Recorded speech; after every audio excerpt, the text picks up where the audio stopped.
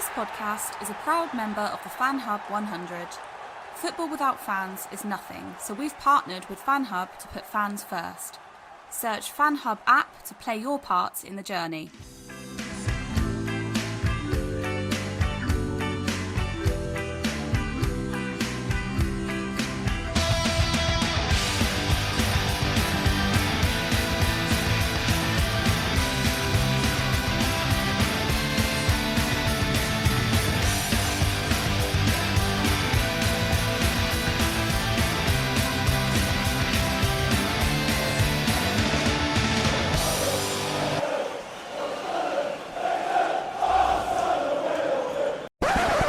Welcome back to another Mackem in the Middle podcast and another match preview on the channel.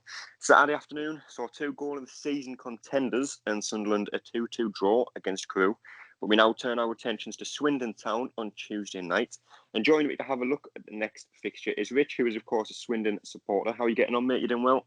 Yeah, I'm very well. Thank you for having me on. It's a pleasure to be here. No worries, appreciate you coming on, mate.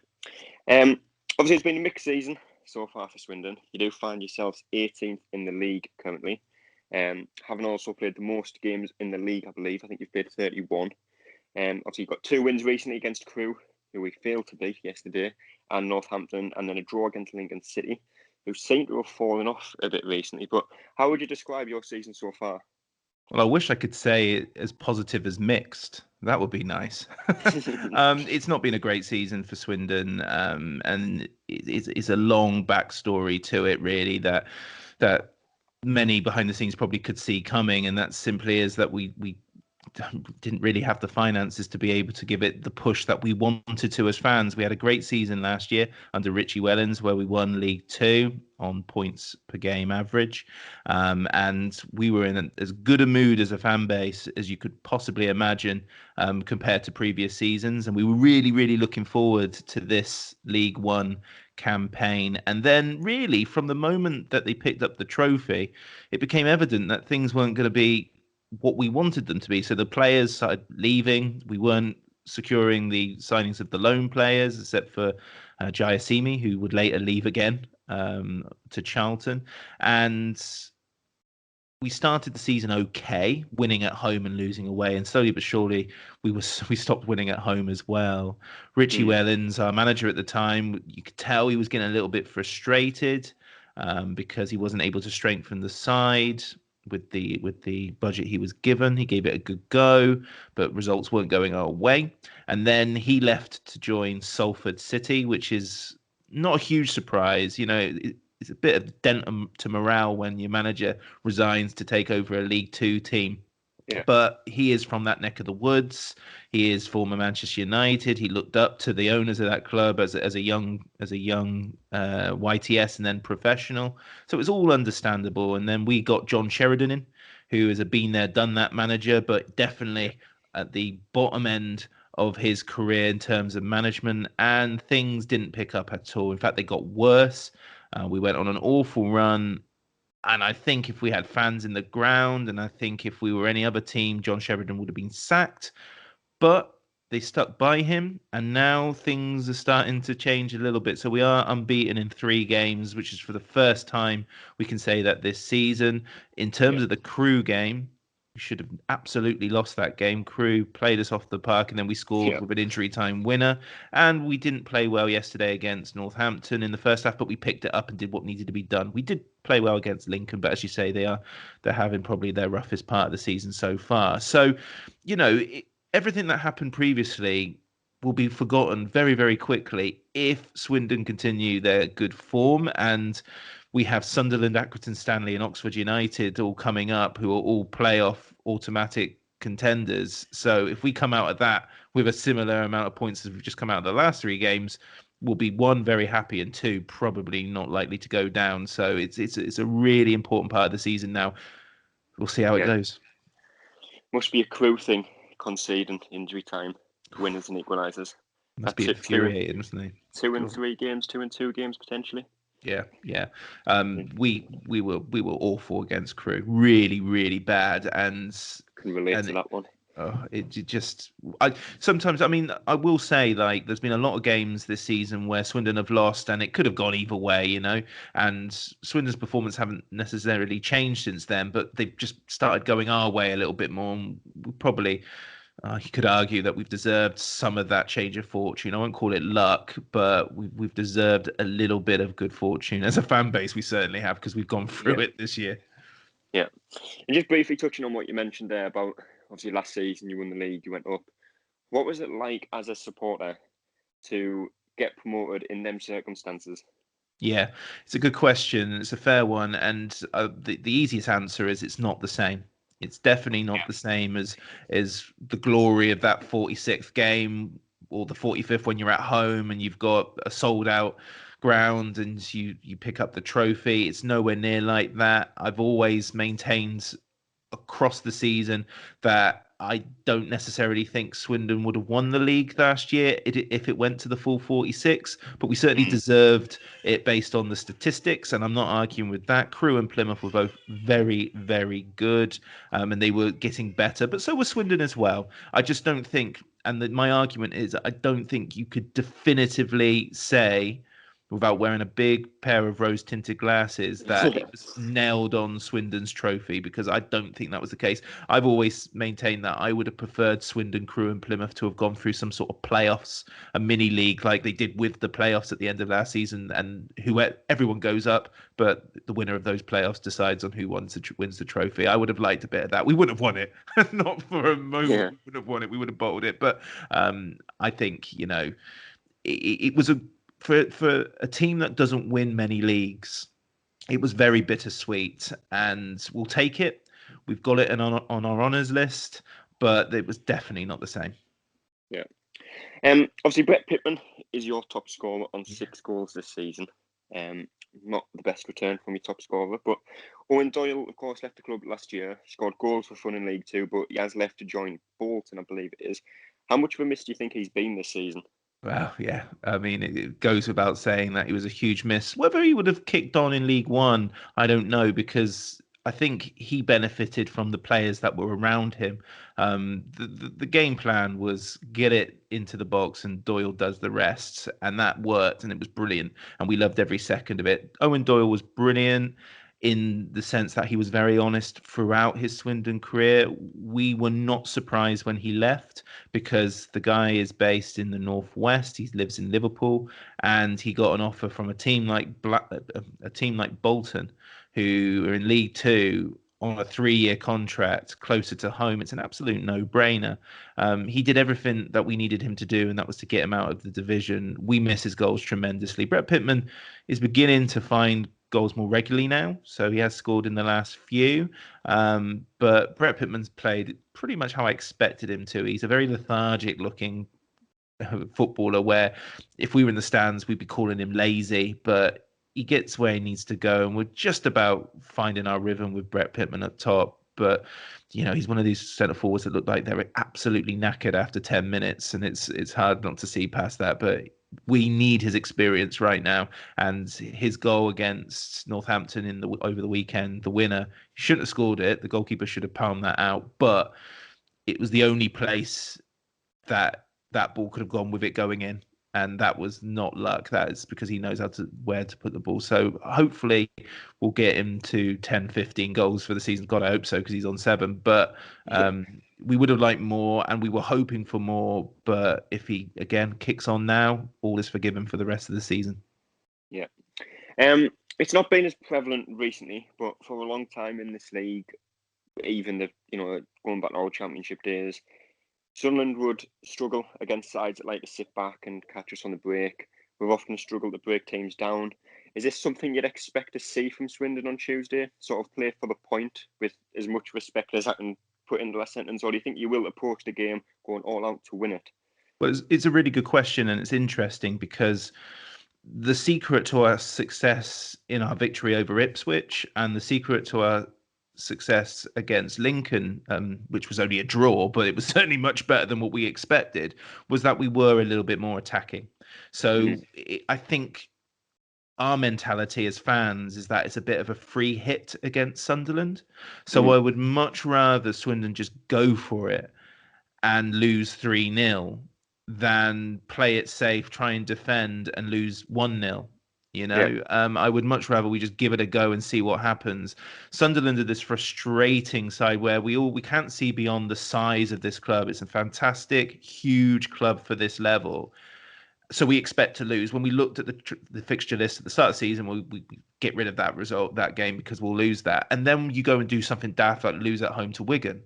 So that plants the seed of hope, doesn't it? So, Yeah. Lee Johnson is a manager we know a lot of. We've never beaten a Lee Johnson, so we'll be doing a lot of firsts when we go up there, I'm sure. But yeah, I'd like to think Sheridan will be a bit more attacking. He tends to be. Um, he has done in the last couple, but we'll see. We will be very, very keen to protect this run. So that would suggest maybe that we'll go a bit defensive and try and get a point. But just don't know with Sheridan. He does change his tactics quite often. Yeah. And just touching on the games that we lost against Wigan and that, a lot of the games where you think we're losing League One all happened because of a certain record against us. So if I always go back to the MK Dons game. MK Dons hadn't won away from home in 14 months until they turned up at the Stadium of Light, beat us. Obviously, Burton, prior to the 3-0 win recently, we hadn't beaten them in 4 years, and we played them every season. Fleetwood, we've never beaten in League One up until the other week. Is there any obscure stat or fact going around about Swindon that could potentially put you in favour for this game? I don't know, to be honest. I mean, we don't play Sunderland that much, do we, really, historically? Only a handful of times. And I mean, the only one that I knew of was Lee Johnson because I've always dreaded playing his sides because our record against him, except Bristol City, and that's simply because we did play him when he was at Bristol City. But with Oldham and Barnsley, I think the record was something like played 7, drew 2 of those, and lost the rest.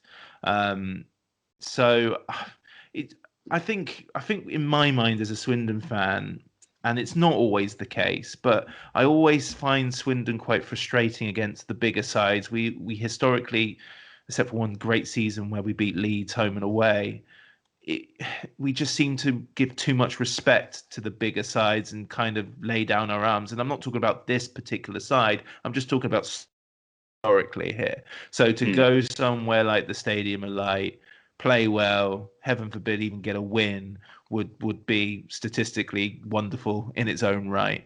But I mean, we haven't been there since 1999, and we lost that one as well, which is no surprise. But I don't have we ever. I don't. We've never won at the Stadium of Light because we've barely played there. So we'll go with that. We've never won at the Stadium of Light.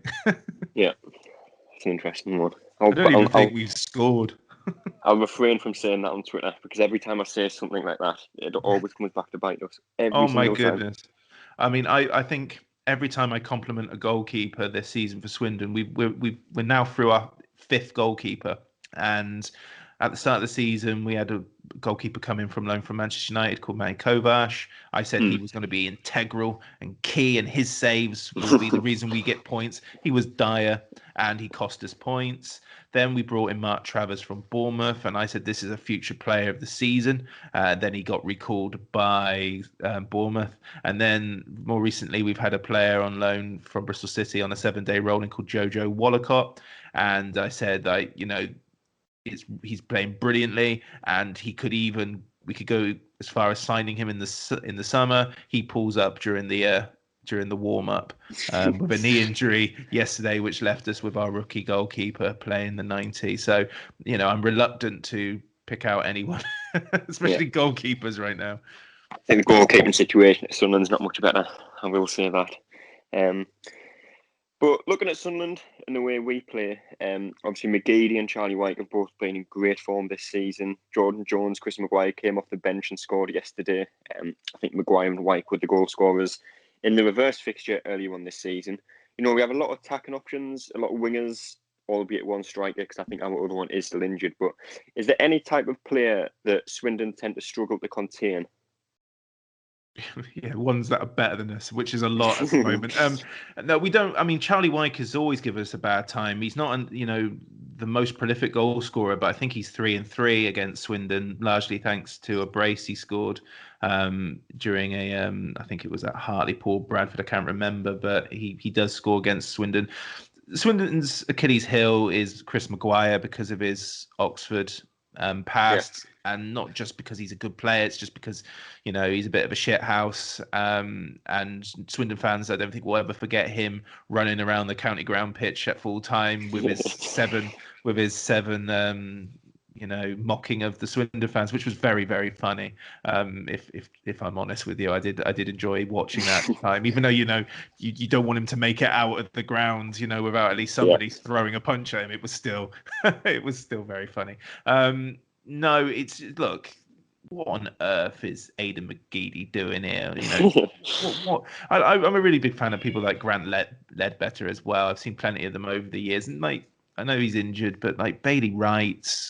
You got Lyndon Gooch. Come on, what's going on? What on earth are you doing down here? And just the quicker teams like you guys disappear from this division, go back up, the more chance it gives the rest of us. I know you're not, doing the greatest or not doing as much as well as you would want, but you guys clog it up.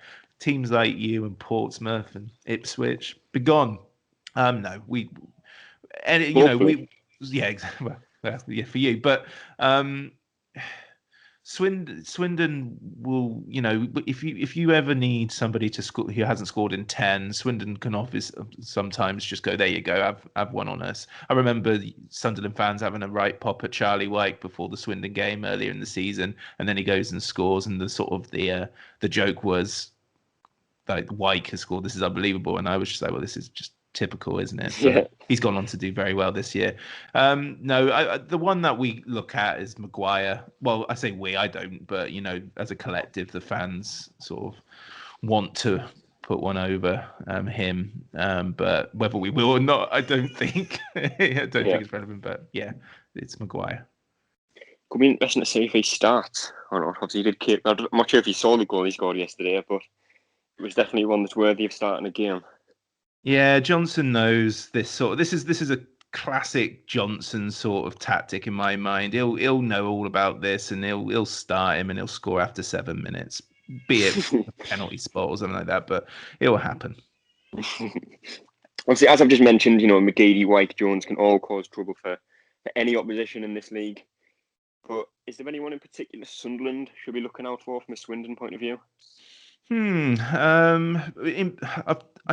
I talked to a lot of away fans over the season, and my response generally has been no. And I think maybe I've been a bit unfair. The guy currently that we're resting a lot of hope on is a homegrown player called Scott Twine. He scored the free kick for Swindon. And he's scored a goal against Ipswich, which should have won Goal of the Month, but because Bristol Rovers' nomination had a Chelsea player, the poll got sabotaged for what was a very simple free kick in comparison to the other two nominations, I will say, frankly. Scott Twine is a long distance specialist. He will hit it, and he will sometimes hit it over, way over, but when he gets it on target, he's causing all sorts of problems. He went on loan at the start of the season to Newport, and before he went there, what we knew about Scott Twine was that he could hit the ball from distance. The rest of his game was, average, I'll say, with want of finding a better word. But what Flynn, the manager at Newport, did is definitely expand his game, and he polished it, and he's made it much better. So it's a loan spell that really has benefited Swindon as long as he signs a new deal. And he is the guy that will either rescue a point or get us unlikely wins over the season. We have decent players. Garrick, the guy we got on loan from Swansea, he's just been put on the wing. He was playing up front, but he is a preferred winger. We've put him in his favoured position, and guess what? He's now playing well. And that goes a long way. And our centre back and captain Dion Conroy, when he's fit, he's too good for us. But our benefit is that when he gets injured, it's for a long time. And when he comes back, he's great. So those are the three I would say that are our strongest players. Yeah. Just looking at the team news for Sunderland ahead of the game on Wednesday. Tuesday. Tuesday, yeah. Tuesday, yeah. Losing track now. Obviously, Ledbetter was taken off on Saturday with a dislocated shoulder. Didn't look very good at all. Johnson wasn't sure on the time he would be out, but if he plays on Tuesday, it's a miracle. You could be out for up to 2 to 3 months potentially. Obviously, Luke O'Nien had the same injury. He was out for a long time. Ross Stewart, Tom Flanagan are still in training. Potential for them to be involved at some point. Obviously, Ross Stewart did sign in January. Still hasn't even appeared on the bench yet due to injury. Denver Hume does remain injured, which is not good because Callum McFadzean had an absolute stinker yesterday. But just looking at the Swindon team, what team do you think they'll go with for the game on Tuesday if you had to predict the starting 11? I would predict in goal. It depends if he's fit. It'll be Wallacott if he's fit, or Archie Matthews in goal. Archie Matthews has only played one professional game. At the back, we'll play Jonathan Grounds. We'll play Akinode Mayo, and we'll play Dion Conroy and Tom Broadbent at centre back. And then in midfield, we'll have Jack Payne, and we'll have Dominic Thompson. And we will also have Matt Palmer, and then Scott Twine will just play off the forward with Brett Pittman up front. So that's pretty much the side we played over the last 3 games. Yeah, and I think the one thing I noticed when I looked at the last Swindon team was you had 6 subs. Is that just down to the sheer amount of injuries that you have at the club? It was purely down to the goalkeeper getting injured during the warm up. Yeah, that's fair enough. Next thing and the last thing is the inevitable bit of every preview. Your score predictions for the game. Yeah, I'm going to go with 3-1 Sunderland on this one. I think Swindon might do something crazy like take the lead and then try and sit on it, and then it'll go wrong. Chris Maguire hat-trick you going with? Oh, well, yeah. Why not? I mean, it does just settle as far as I'm concerned, but in fairness, it wouldn't surprise me. But no, I think it'll be 3-1. Swindon might take the lead. I mean, I went with a 2-0 against Crewe and it finished 2-2. So I'm going to go less ambitious. I'm going to say 1-0 Sunderland. And I will say Chris Maguire, just because of what you've said about him. I think you might step up to the plate and get a goal. I'll take 1-0 loss because it keeps the goal difference down. So yeah, let's hope you're right and I'm wrong. I would prefer we're both wrong and it's a Swindon win, but you know what I mean. Could be a 0-0 for all we know. No shots on target. I'll take it all day long. Obviously, if we do win on Tuesday, we can hope that the teams above us continue to drop points. Obviously, Lincoln, as I've mentioned a bit earlier, they are dropping points a lot. And Peterborough are in a very good spell of form at the minute. Will they drop off? Potentially. I know they did in the last few seasons. And obviously, Hull, George Honeyman was stretched off in not the last game, but the game before that. So I'm not sure how long he's out for. That could potentially hinder their season. So it could be an interesting one, what happens on Tuesday night. But that is all we have time for today. I appreciate you coming on. Oh, that's my pleasure. Thanks for having me. No worries. We will be back again on Wednesday, obviously talking about this game on Tuesday. But until then, we will see you later. That's all, folks.